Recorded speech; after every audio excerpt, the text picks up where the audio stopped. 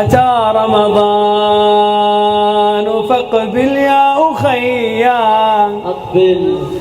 إلى الرحمن واتبع النبي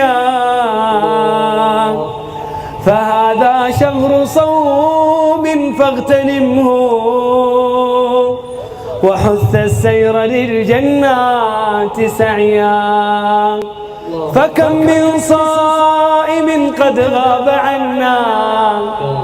كم من إنسان صام معنا رمضان الماضي الآن هو تحت القبور يتمنى أن يرجع إلى الدنيا من أجل أن يسبح تسبيحا.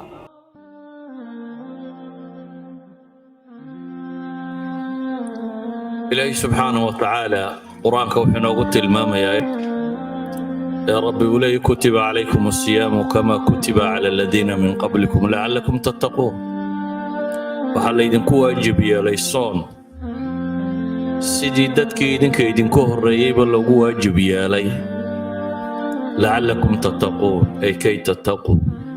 سإلهي سبحانه وتعالى وعبستنا مع عبسد الربي أو قادا رمضان فضايشيدو إن بدن با مقشن بان رجينيا وانا بالكوء مسفات روحية وبالوقفك مسلم كي أصحي حدين دنبغا اسكميلو وحين أقول بدن دوني دينغا هستوى ذنوبتين آخرية دومنا وحلين وابا المرينيا انت بدن وذنوبتين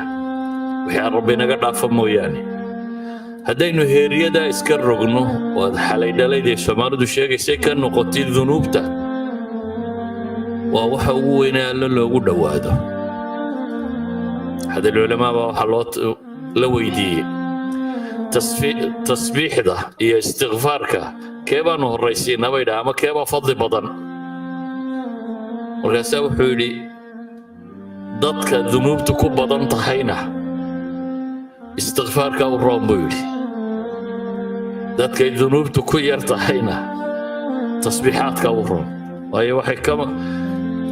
adigoo uska gladel isma cadriya buu tilmaamaya inaad ismaydho marka hore uskaga iska rogtaa baa roon nabiguna calayhi salaatu wasalaam wuxuu inoo tilmaamaya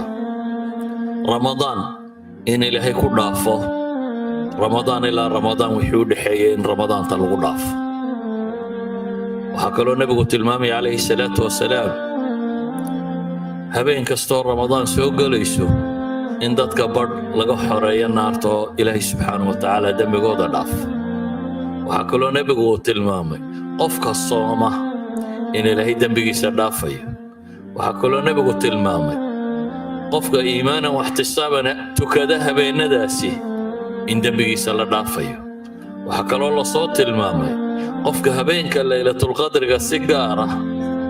iimaanan waxtisaaban u kaca in dembigiisa la dhaafayo idan ramadaan oo dhami ama soonkeeda ha noqoto ama qiyaamuleelkeeda ha noqdo iyo salaadaha habeenkii la tukanayo ama habeenka laylatul qadriga ku jira ha noqdo dhammaanteed inay tahay wax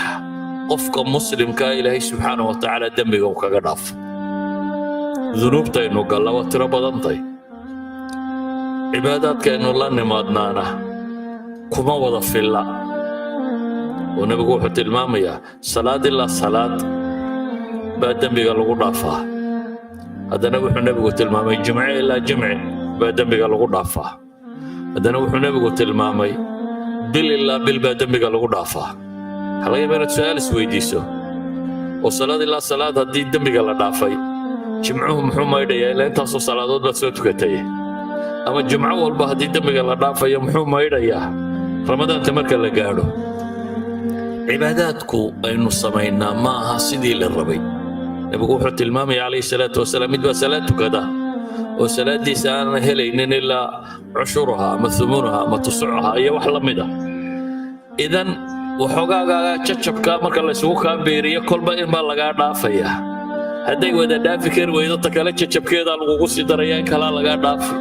هدي لا جمعها قاد وإذا هو سوكا بيرين إذن waxaynu sabaynoo dhamay perfect ma wadaha halkii qimada ma gaadhsiisna laakiin waa waxyaabo qofka muslimka ah haduu ku dadaalo dhamaantood ilaahay dambigooda ku dhaafayo sallallahu alayhi muhammad wa ala alihi wa sahbihi wa sallam walhamdulillahi rabbil alamin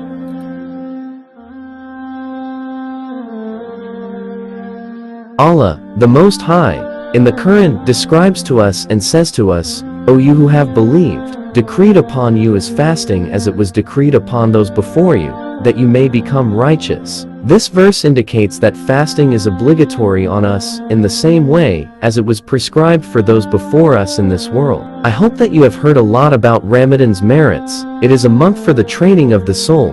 and it is a month in which the Muslim plans to purify himself from sins quickly. What is most difficult for us in this world is our guilt. In this world and in the hereafter, what Allah will reward us is our wrongdoings, except in what Allah forgives for us. If we cleanse of our sins and become like a person who was born last night, it is the greatest thing to approach to Allah. A cleric was asked about the glorification of Allah and asking Allah for forgiveness, which one has priority, then he replied, The people whose guilt are more, are better, remorse, and the people whose sins are less, glorification of Allah is better for them. That means while you need bath, don't perfume your body. Our Prophet, peace and blessings of Allah be upon him, tells us between the two Ramadans that the wrongdoings of the person should always be forgiven by the grace of the Ramadan month. The Prophet, peace and blessings of Allah be upon him, also tells us that in every night of Ramadan, Allah manumits some people from the hellfire and forgives their sins. The Prophet, peace and blessings of Allah be upon him, also describes that the person who fasts, Allah forgives his sins. And the Prophet, peace and blessings of Allah be upon him, also described that the person who prays for him in the night and faithfully and accountability, Allah forgives his sins. Our Prophet Muhammad, peace and blessings of Allah be upon him, also pointed out that in the night of destiny, whoever prays in order to show faith and accountability, Allah will forgive his sins. This is what we see in the entire month of Ramadan, its fasting, its prayer, and its night of destiny. All that the sins of the Muslim are forgiven. We all know that the sins we commit are many more, and our obedience to Allah is less. Our Prophet describes that from prayer to prayer, the sins will be forgiven. Yet, the Prophet, peace and blessings of Allah be upon him, has indicated that from Friday to Friday, the sins are forgiven, from Ramadan to Ramadan are the same way. There is a question we should ask ourselves, if from a prayer to a prayer, sins has been forgiven, and Friday to Friday has also been forgiven, and we have a lot of prayer shaving forgiven.